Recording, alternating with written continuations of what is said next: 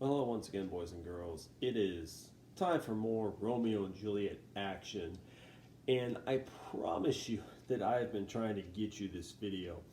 However, there have been some technical difficulties in getting you this video for Act 4 of Romeo and Juliet, but I hope that I have gotten all of it worked out. I hope. Because today I'm going to bring you Wave Race 64. As you can see, this was made in 1996, long before any of you were born.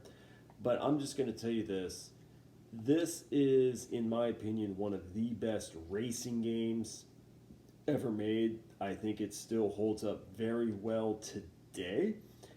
And if you are a fan of racing games, you need to download yourself an emulator and find you this game, because it pains me that Nintendo only did one remake of this game on the GameCube and they haven't touched it since, because it's such a good game.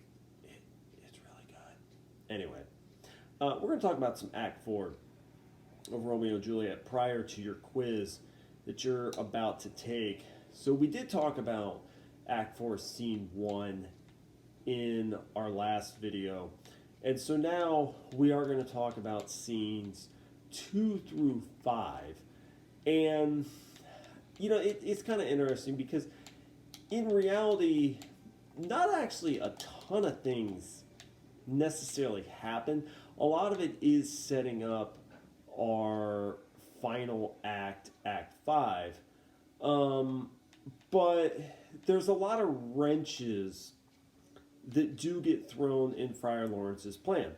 So, in scene 1, you know, Friar Lawrence hatched up this plan where Juliet was going to take this vial of a potion, and that she, when she took it, it would make it seem like she's dead, and then they would quote-unquote put her in the crypt, and Romeo would retrieve her, and all would be well. And so in scene 2 of this, Juliet comes up to Lord Capulet and says, okay, you know, the whole thing about marrying Paris and how you got really upset with me and you wanted to, you know, call me ungrateful and all these names. You know what, Dad, you're right. That I should have listened to you the whole time. I should have listened to Mr. Henderson the whole time, who's been trying to say, yeah, go out and marry Paris because Romeo is an idiot. And so she tells him this. And, you know, the original plan was the wedding was going to be in 3 days. And so that Juliet would take this vial the night before the wedding, and that would give enough time to get the word to Romeo that, hey, you know, you need to come save Juliet, and here's the plan. Well, the problem is that when Juliet tells her dad, Lord Capulet, you know what, Dad, you're right. I'm going to get married to Paris. The entire Capulet family just goes, oh man, this is the best news ever. You know what? Why don't we get married tomorrow? And of course, Juliet's like, excuse me. And they're like, yeah. Well, there's no time to wait. We gotta get married tomorrow. Mind you, again, their nephew Tybalt, he also just died at the hands of Romeo. Like, shouldn't you have like done a funeral for him or something? Anything? No. Okay. Wow. Not really a thing in Capulet land. So like, yeah, let's go ahead and get married tomorrow. And that's really, even though it's only 3 pages, the main thing of scene 2. So in scene 3, it's mostly Juliet with a soliloquy, which, keep in mind, soliloquy is when a character is on stage by themselves because she's with the nurse and it's like, hey, nurse, can I have a minute? And so it's a 2-page soliloquy. And if you were to watch this in real life, it's one of these scenes where a really good actor can do justice to the scene. An actor who sucks can make this scene take forever. But she's pretty much in the speech that she gives in scene 3. She's pretty much outlining all of her fears that she has with this plan that Friar Lawrence has hatched. So she has this vial that she's supposed to take, but she kind of outlines, she's like, hey, wait a second. What if the Friar Lawrence is trying to trick me? And I take this vial and it actually kills me, and like I never wake up.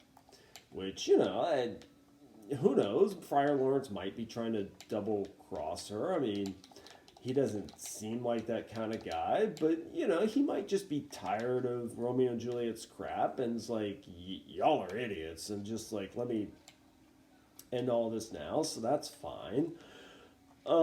She also is like, well, what if I take this and like Romeo doesn't get the message, and like I wake up and Romeo's not there to rescue me. Which, keep in mind, is the plan. The whole idea is that when she wakes up from this, that Romeo is supposed to be there to now whisk her away, and they'll live happily ever after. And so she's like, well, what if I wake up and like he's not there? And then I'll just be inside this creepy crypt, and Tybalt's dead body will be there, and it will be scary and creepy. Which, I mean, she's not wrong. If I woke up next to my actually dead cousin, that would be a little weird. So she kind of is outlining these fears. And at the very end of the scene is when she drinks this vial, potion, and immediately slumps over. And it says that she slumps over behind the curtain. But keep in mind, this is made to make it seem like she is dead. She is not actually dead. She has not died yet. Oh, that was terrible. She has not died yet. That comes later in Act 5. But in Act 4, she has not died. So she just seems like she's dead. So that's really Act 3. Act 4 is super short. It's only two pages long. Not a lot happening here. It's really just the Capulets kind of preparing things and getting super excited for the wedding that, again, they have moved up. And so it's kind of just preparations. This stage is going terrible. It's really just preparations for the wedding between Juliet and Paris. And there is some dramatic irony here, because we know that Juliet has now taken this potion and that it's going to make it seem like she's dead. And so it's kind of this, well, everyone thinks they're getting ready for a wedding. Joke's on you. Ha, ha, ha. And that's really all there is to scene 4. So scene 5 of Act 4, it is a little lengthy, but and what's kind of interesting about it is that in terms of plot points, there really aren't that many plot points. Really, the big thing that happens is that, the nurse comes strolling up into Juliet's bedroom. It's kind of like, well, hey, Juliet, are you ready for your big day? It's your big day. You're going to get married. And she sees Juliet in bed and it's kind of like, hey, Juliet, it's your big day. You should get up now. Hey, get up. Get up. And of course, she ain't getting up for now because she's taking this potion. And this is another scene, much like scene 3, where the strength of the actor slash actress can really drive this scene if you were to watch it in person. Um, in this case, it's the nurse that can really drive this scene. Based on her ability to sell the idea that Juliet is actually dead. What is interesting is that the Friar Lawrence did not cue the nurse into this plan at all. The nurse was in on the marriage, but she was not cued into this idea that Julia was going to quote unquote be dead. So, she lets out this big screech like, "Oh my God, she's dead. She's dead." And again, the stronger the actress, the more they can really kind of sell this scene.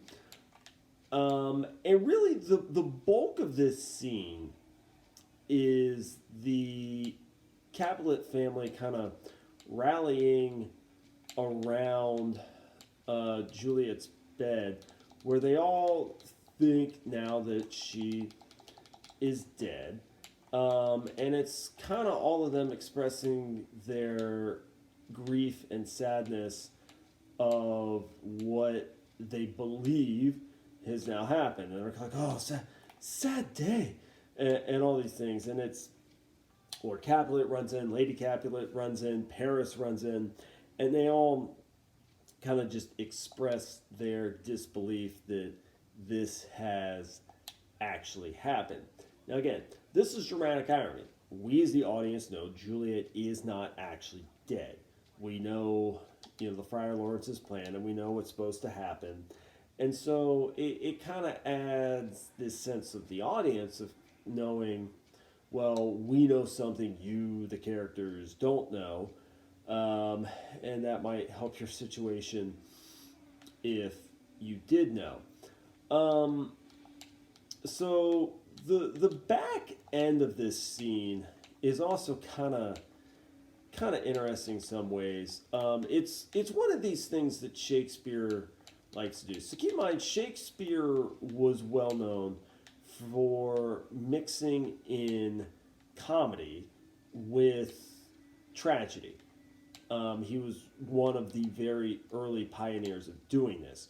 So, in the back end of Act 4, Scene 5, and, really the back end of this act, is we get reintroduced to Peter.